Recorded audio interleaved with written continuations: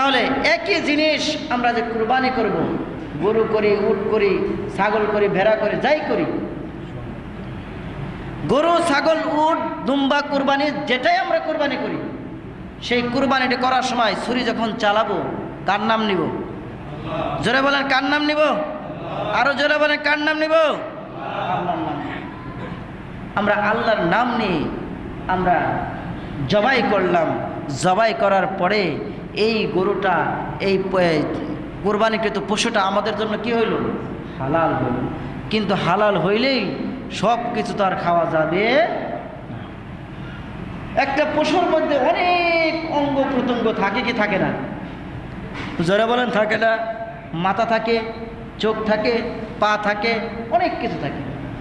বোঝানোর জন্য বলছি যে একটা পশু আপনি জবাই করলেন, এই পশুর ৬-৭টা জিনিস আপনি খেতে পারবেন। এটা নবী করিম সাল্লাল্লাহু আলাইহি সাল্লাম খায় নাই, সে পছন্দ করে নাই, এই জন্য এটা আমরাও করব না, আমরাও খাবো না। তাহলে কি খাবো না?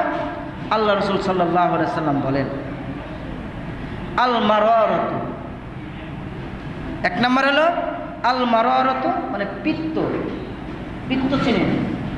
ওই যে যেটা পেটের ভিতরে একটা নীল কালারে থাকে, তাই না? পিত্ত। এটা কি তিক্তা না? একেবারে তিক্তা।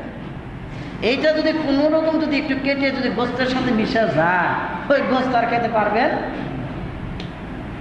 এই পিত্ত খাওয়া যাবে। 2 নম্বরে বলতেছে ওয়াল মাথানাতু, মূত্রথলি। আমাদের পেটের ভিতরে কি আছে? একটা মূত্রথলি আছে না? এই মূত্রথলি খাওয়া যাবে না। 3 নম্বর আসেন ওয়াল গদ্দাতু, মাংস গ্রন্থি। মাংস গ্রন্থি খাওয়া যাবে না। ওয়াল হায়া,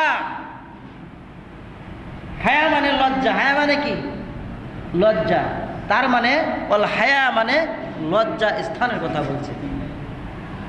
কোনো নারী অথবা কোনো পুরুষ পশু, কোনো পুরুষ পশু, কোনো নারী পশুর, নর এবং নারীর কি খাওয়া যাবে না? লজ্জাস্থান খাওয়া যাবে না।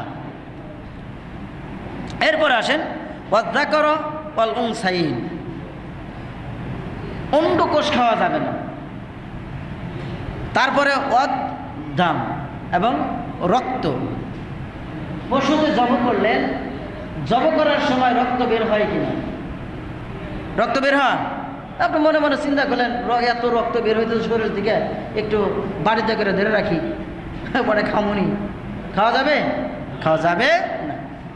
রক্ত খাওয়া যাবে না। এই কয়েকটা জিনিস আমরা বেঁচে থাকবো, এই কয়েকটা জিনিস থেকে, এগুলো থেকে বিরত থাকবো। আল্লাহ তাআলা আমাদের সকলকে যেন হালাল পশু, ভালো পশু আমরা জবাই করে আল্লাহর সন্তুষ্ট লাভের উদ্দেশ্যে হালাল পশু ক্রয় করে জবাই করব এবং কুরবানি করব। আল্লাহ তাআলা আমাদের সকলকে সহিহ বুঝ দান করে। সকলে বলেন আমিন। ওয়া আখিরু দাওয়ানা আলহামদুলিল্লাহি রাব্বিল আলামিন। এখন আপনাদের সামনে সভাপতি সাহেব কিছু বলবেন? সভাপতি সাহেব কিছু কথা বলবেন।